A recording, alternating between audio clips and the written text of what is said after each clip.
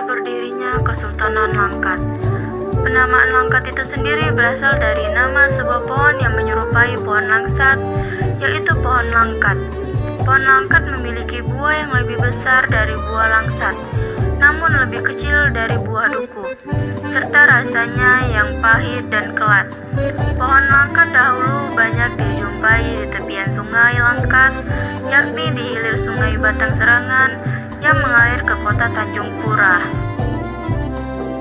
Kesultanan Langkat merupakan kerajaan Islam yang pernah memerintah di wilayah Kabupaten Langkat, Provinsi Sumatera Utara. Selain itu, Kesultanan Langkat disebut juga sebagai negara monarki paling tua di antara monarki-monarki Melayu di Sumatera Utara. Kesultanan Langkat merupakan penerus kerajaan Aru yang hancur karena ditaklukkan oleh Kesultanan Aceh.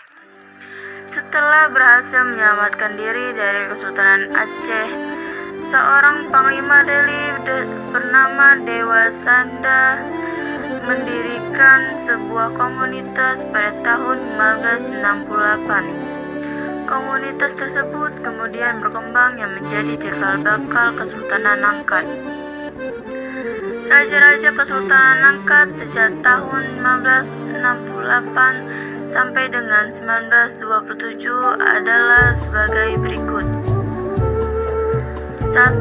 Pada tahun 1568 sampai 1580, yaitu seorang panglima dewasa, dan 2. Tahun 1580 sampai 1612, yaitu seorang panglima dewa sakti. Pada tahun 1612 sampai tahun 1673, yaitu seorang raja kahar. Pada tahun 1673 sampai 1750, yaitu bendahara Raja Badiuzzzaman. Pada tahun 1750 sampai 1818, Raja Kejuruan Hitam atau Tuan Hitam. Pada tahun 1818 sampai 1840, yaitu seorang Raja Ahmad.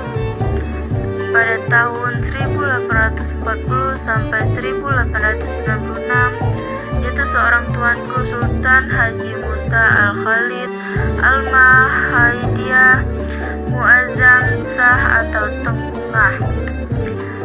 Dan tahun 1897 sampai 1927, yaitu tuanku Sultan Abdul Aziz Abdul Jalil Rahmat Shah.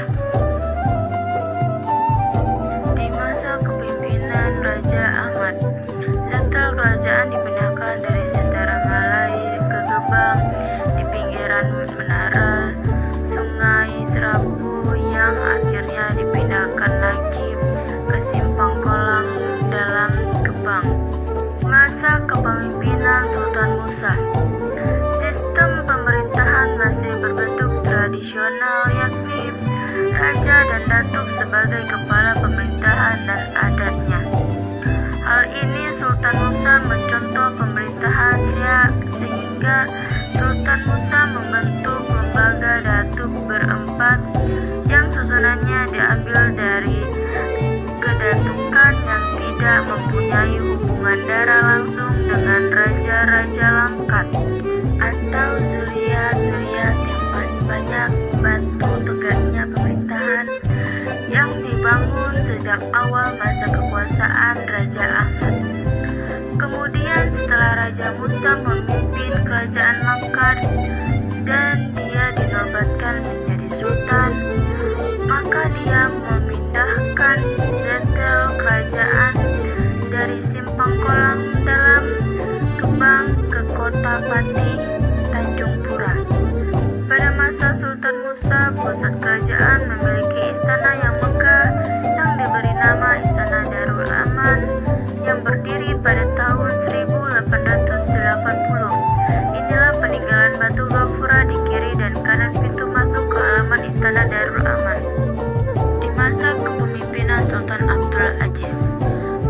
masa kepemimpinan Sultan Abdul Aziz, Kesultanan Langkat mencapai puncak kemakmuran pada tahun 1897. Sultan Abdul Aziz membangun istana baru yang diberi nama Istana Darussalam, yang berlokasi depan Istana Sultan Musa.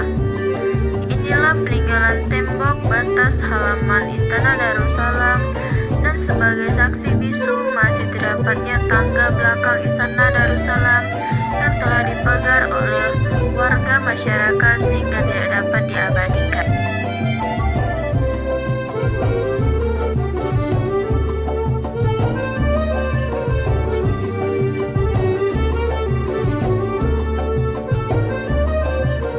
Peranan Datuk Empat Suku masa kepemimpinan Sultan Musa. Untuk pengangkatan raja jadi sultan, harus ada persetujuan dari Datuk Empat Suku.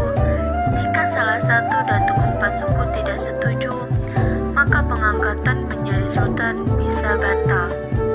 Sultan Musa meminta bantuan kepada Belanda atas penyerangan Kesultanan Aceh, namun Belanda tidak mau melakukan perjanjian dengan Sultan Langkat apabila Datuk Empat Suku tidak setuju. Raja Musa setelah menjadi sultan, maka dia membentuk lembaga Datuk berempat atau Datuk Empat Suku. Inilah Datuk Cempa yang bernama Sebiji Derajat. Peninggalan rumah Datuk Cempa yang